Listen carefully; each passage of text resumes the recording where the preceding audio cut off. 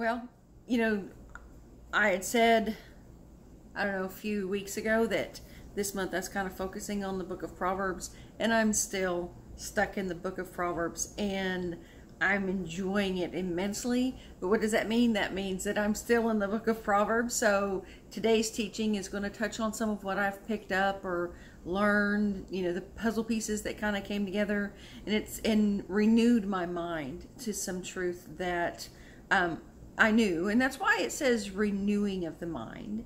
I knew it, but I needed to be reminded of it. I needed a renewed look at it. I needed a renewed infilling, or a renewed perspective of it. And that's what I'm getting this month as I go through. And of course, you get to go with me. So today, what I've titled today's little message is Coals of Fire. And isn't that interesting? So get your Bible, get your notebook, get you something to drink, and sit down and come. Let's reason together over the Word of God. Amen. Amen. So we're looking at Proverbs, like I said, and we're going to be in Proverbs 24 and 25. And we're not looking at those chapters necessarily, but some verses that kind of come together in those chapters that really should be, I don't know, a measure of how we treat people, of how we act. Because, you know, as a matter of society, or as a matter of culture, we are conditioned or taught. I say we, that's a very generalization. Not everybody grows up with the same perspective, but we are taught a certain way, and as far as how to respond to people that do us wrong, how to treat people that we feel have cheated us or we would call our enemy. And the Bible gives us a completely opposite direction or opposite response in pretty much everything that, and I shouldn't say that I grew up being taught or understood. And for the most part, those within my circle, or those within, you know, my little world, as I grew, had kind of the same perspective. Not unanimously, but you know, you understand what I'm trying to say. And the Bible tells us that we were wrong.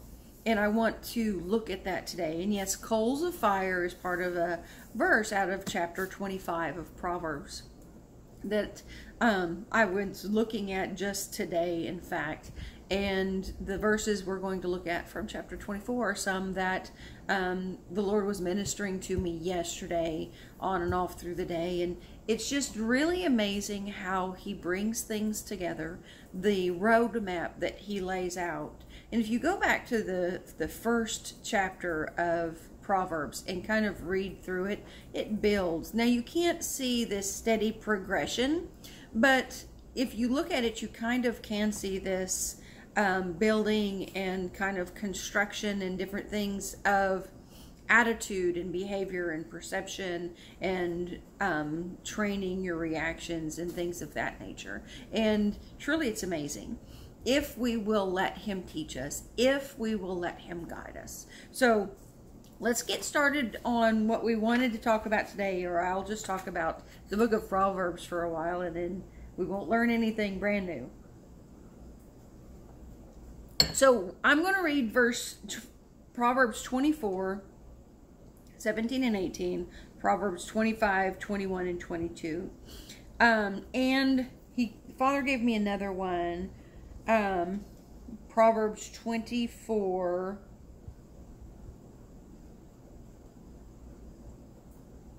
oh, okay, 29. So we'll look at Proverbs 24 and then 25, and I'm going to read through it, and then we're going to talk about it. Proverbs 24:17 says, "Rejoice not when thine enemy falleth, and let not thine heart be glad when he stumbleth. Lest the Lord," verse 18, "lest the Lord see it, and it displease him, and he turn away from his wrath." Now, in my NIV, 17 and 18, "Do not gloat when your enemy falls, when they stumble. Do not let your heart rejoice, or the Lord will see and disapprove and turn His wrath away from them. And then if you move down here, verse 29, do not say, I'll do to them as they have done to me. I'll pay them back for what they did. And then chapter 25, verses 21 and 22, reading out of the NIV. If your enemy is hungry, give him food to eat. If he is thirsty, give him water to drink. In doing this, you will heap burning coals on his head, and the Lord will reward you. And the King James Version says, you shall heap coals of fire upon his head, and the Lord shall reward thee. Okay, so let's look at that just a little bit. Verses 17 and 18, do not rejoice when thine enemy falleth, and let not thine heart be glad when he stumbles, lest the Lord see it, and it displease him, and he turn away his wrath from him. In verse 29, do not say, I'll do to them as they have done to me. I'll pay them back for what they did. And I don't know how many times, I've heard somebody say an eye for an eye or tooth for a tooth, because that was Old Testament law. That was Old Testament tradition. That's how, and that's even some of what God gave them as far as their laws. If you kill your neighbor's cow, you're going to give him your cow, because it's equal payment. So whatever damage you cause to another man's life, you're going to pay with the same damage, or you're going to suffer the same loss, something of that nature. And just as human nature does, we took that concept and we applied it however was convenient for us, however was comfortable for us, and whatever suited our needs or wants at that time. So, and it says, do not say that I'm going to do to him just as he's done to me. Now, the Bible does say, do unto others as you would have them do unto you, but it does not say the opposite. And that's what we read here in verse 29 of chapter 24. God said, do not say that that's the way you're going to do it. Now, in Romans, it tells us that vengeance is mine. And it tells us in several places in scriptures that be still and know that I am the Lord. And it is the Lord that fights your battles for you. And it's through his word that he does that. But it doesn't ever say take revenge on your enemy. It doesn't ever say visit the same destruction on your enemy. It does not ever say take care of this and apply justice where you think justice belongs. Now, verses in Proverbs 25 tells you exactly how he wants us to handle things. And he wants us to treat our enemies like they're our friends. Well, he wants us to treat them like they're our neighbors, and not your best friend, of course, and not your confidant. He's not saying take them out to dinner and go partying with them and spend, plan family vacations. Hey, he's saying don't treat them like they're less important than you are. Shh, quiet. Don't treat them like they're less important than you are. Don't treat them like they don't deserve forgiveness. Don't treat them like they're not a child of his that he's seeking to restore, that he's seeking to reconcile back to him, that he's seeking to get them to see him. And it's through you that he's going to reach your enemy, believe it or not. Because no matter what we do, we need to remember something. We are at all times an emissary of the Lord. Now, I will be the first one to tell you that I do not have this perfected. I get in my flesh on a regular basis, unfortunately, but I'm learning and I'm growing and I'm improving, and I'm not just giving that lip service. I can tell you for a fact that I correct, I change, I condition, how I react, how I respond, what I do. I'm not the same as I was a year ago. I'm sure enough not the same as I was 10 years ago, or 20 or 30. I am not the same person. I let the Lord lead me. I let the Word of God teach me. And that's one of my purposes in going through Proverbs this month, to renew my mind on how He says things should be. And I found some amazing things. Now, one of those things is how you treat other people. We are always, no matter where we are or what we're doing, we are an emissary for the Lord. It doesn't matter what our audience is. And I would say especially in the presence of our enemies. He said he will make his enemies to be at peace with you, and he's going to set a feast, a banquet for you in the presence of your enemies. He'll take care of your enemies so long as you act like you belong to him in their presence and everywhere else. And that means you are an image of Christ before everybody and everything, so that you can remain without cause, without repercussion. Because if you have taken offense at somebody and you respond to that offense, if you act on it, I'm going to say negatively, so you're going to treat them as they've treated you, then what you're doing is giving them ammunition, I guess, against you. Because they're children of God, same as your child of God, and he's going to defend his children, even when it's from each other, which means you're standing in line for correction too. Don't put yourself in line to be corrected. Let the Lord correct them. And that takes us back to Proverbs 24:17 and 18. Do not rejoice when your enemy has fallen. Do not let your heart be glad when he stumbles. Otherwise, the Lord will see it, and it will displease him, and he'll turn his wrath away from your enemy.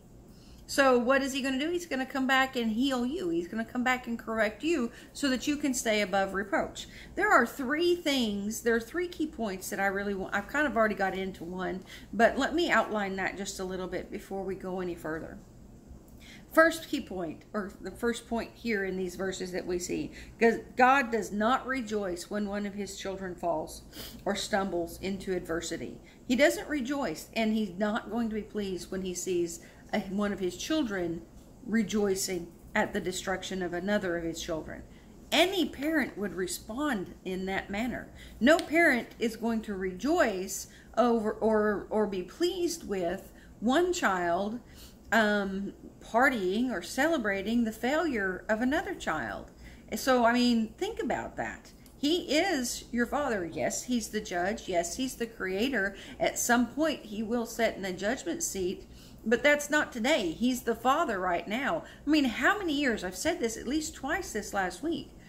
How many years did he suffer Israel trying to correct them, trying to bring them up, trying to guide them and guard them against their own destruction? He's not going to have any less patience for the rest of us, and he wants us to have that same patience for each other. Again, I'm not saying be their best friend. I'm not saying you start inviting them to your barbecues or making dinner dates with them or anything. I'm saying you act like a child of God, and you have Christian charity, and you have Christian love and Christian forgiveness. And what does it say? Turn the other cheek. If a man slaps you on one cheek, offer him the other, and let Lord take care of the revenge. Yeah, it's a hard thing. That's a hard pill to swallow, isn't it? Because we're not meant to be doormats, and he doesn't want us to just lay down and take it. What he's saying is, don't give your enemy a weapon against you. And our behavior, our response, our reaction, hatred, violence, aggression, jealousy, and envy stirring in our hearts gives the enemy a weapon against us.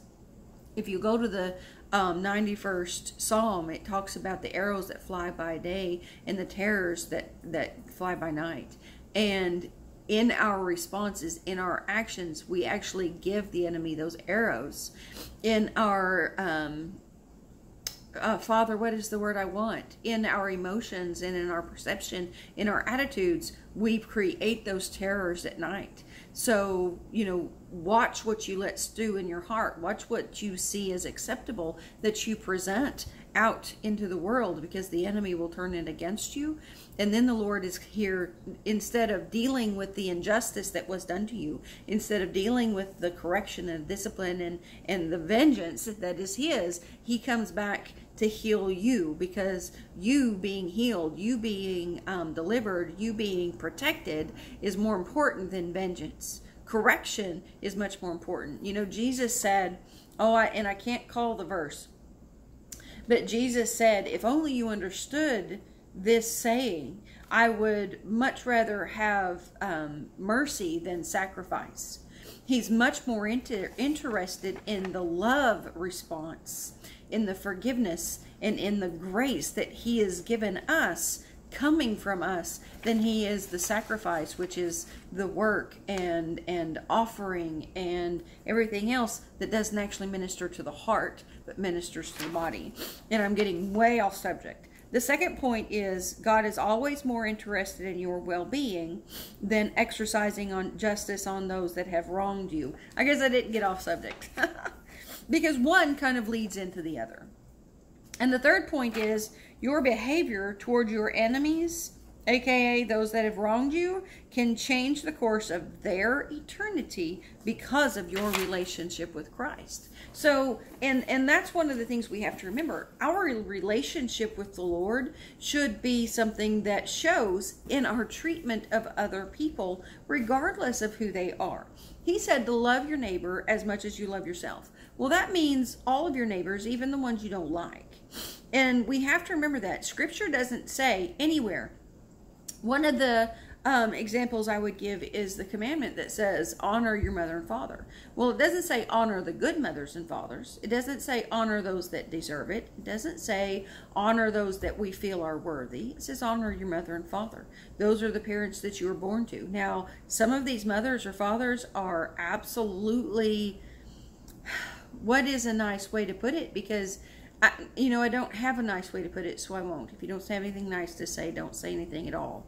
Some of these parents lack a great deal and have left us or their children wanting or hurt or even damaged and needing healing and needing love and needing shored up. He said honor them. Now, does that mean, again, that doesn't mean be their best friend. That doesn't mean, everything's okay and their behavior is condoned and, but don't let it rule you. What that means is respect who they are. Respect the fact that they are your parents. Respect that they are some sort of authority. And that's where that stops. But again, my point being, he didn't say just honor the good ones. He didn't say just honor the worthy ones. And the scripture is very much the same way.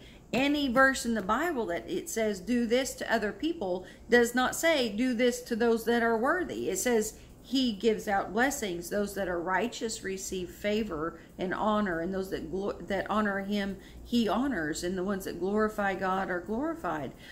But it's a response of how you act. So when you honor God, he honors you. And that is, I'm going to say 1 Samuel. Could be 2 Samuel. When you honor God, he honors you. So are you honoring God by trying to take vengeance out of his hand and handle it yourself? And that takes us back to chapter 24, verse 29, is it? Do not say, I'm going to do to them as they have done to me. I'm going to pay them back for what they did. It's not our place. He's telling us, don't do that. Instead, when your enemy's hungry, feed him. If your enemy's thirsty, give him something to drink. And that's 25, 21, and 22. You shall heap coals of fire upon his head, and the Lord shall reward thee. And that's the whole point in our message today, is to get to that point. You shall heap coals of fire on his head, and the Lord shall reward thee. Well, what difference does that make? How is that going to make any difference at all? And what do you mean coals of fire? I must say, many years ago when I was brand new and was just starting out with my Christian walk as an adult, chastity was very small, and I run across this verse and I was like, oh, that's awesome. I can be nice to the people that have been mean to me, and God's gonna fix it. Because me being nice means I'm heaping coals of fire on their head, and boy, I had all kinds of vengeance in my mind, and I'm just thinking they're gonna get what's coming to them, and they're gonna get fixed, and they'll wish they've never been mean to me, and that's so far from the heart and character of God, it's unbelievable. But it got me going in the right direction. Is that right? No, it's not. But it got me going in the right direction, and I'm thankful for it. Because he said, Don't revisit their sins on them. Don't do to them as they've done to you, saying they're going to get what they deserve. And that's exactly where I was. And I thought, I guess, I was going to use the word of God to do it. When you heap coals of fire on their head, what that means is you're bringing conviction on their heart. You're proving to them that they're in the wrong. Because when you're the heart of God to them, when you're the hand of God to them, when you have mercy and you have grace and you have forgiveness and you do right regardless of them doing wrong, in whether anybody else sees it or knows it, it brings shame into their heart, and it brings conviction into their heart and into their minds. And there's an opportunity there for God to minister to them. There's an opportunity there for God to listen, or to reach them. There's an opportunity there for them to see who God truly is through you. Because when you treat your enemies as though they're your friends, treat your enemies just like you would a stranger or an acquaintance, rather than how we would traditionally treat our enemies, you bring the fire of the Holy Ghost, the fire of God's throne, into their hearts and minds, revealing to them their wrong, because you've reacted based on your love and relationship with Christ, rather than reacting to what they've done to you. We're conditioned, we're trained to expect people to treat us poorly, especially when it's our enemies. We expect our enemies to be mean to us. We expect our enemies to treat us with disdain and jealousy and anger and slight us. We don't expect our enemies to invite us in. We don't expect our enemies to give us a drink when we're thirsty, or to feed us when we're hungry, or give us shelter when we're out in the cold and in the rain. We expect them to act poorly. And when you act according to the heart of God, with this mercy and grace, giving and feeding and clothing and sustaining, then you have created this opening where they can see the heart of God Himself, where they can see how things are supposed to be, where they can see how God forgives, how God loves, and that God doesn't care what you've done before as long as you come to Him now. And God can reward you openly because you have been truly His emissary.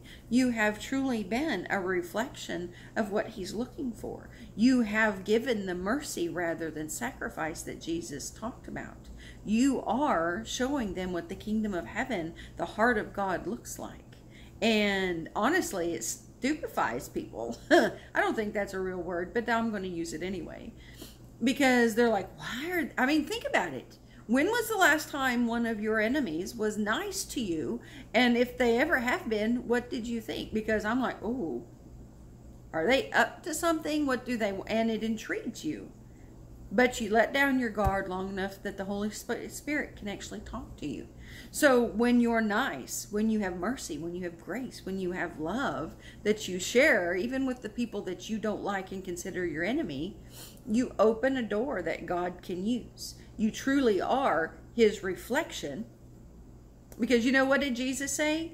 Even the heathens love those that love Him. And if all you ever do is love the people that love you back, how are you any different from them? And this sets you apart.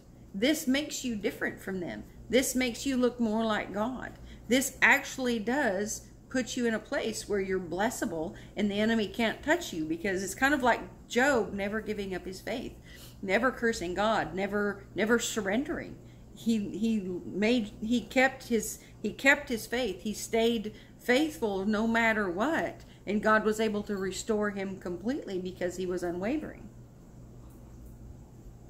It's very much the same thing. Be unwavering, be unchanging, have the same heart no matter who you're talking to, whether it's your best friend, a stranger, an acquaintance, or your enemy. Treat them just like God would treat them. Treat them like you would want to be treated by others. Amen. Heap coals of fire on their head by being the reflection of Christ. Heap the coals of fire from the throne of God. Heap the coals of fire from the Holy Spirit, the fire of the Holy Ghost, because you had the heart of God for them, and that's what you exhibited. Being mean doesn't do anything except for turn God's eyes on you. And that's not a bad thing. I don't mind having his eyes on me, but he's going to heal you before he heals the situation to make sure you are good. He's going to make sure you're solid before he takes care of around you when it's this type of situation. He's much more interested in your eternity than he is the justice right there. He's always, always going to check your heart. And if he is not going to rejoice at one of his children stumbling and falling into adversity, he's not going to be pleased at his children rejoicing over another of his children falling into adversity. And your behavior toward your enemies can change the course of their life. May not be immediate, but it will eventually change everything, because you're opening a door for God. Heap coals of fire on people, and then watch as the Holy Ghost changes their hearts and their minds and their lives. Amen. I pray this blessed you. As always, I love you, but more importantly, God loves you. Have a good day.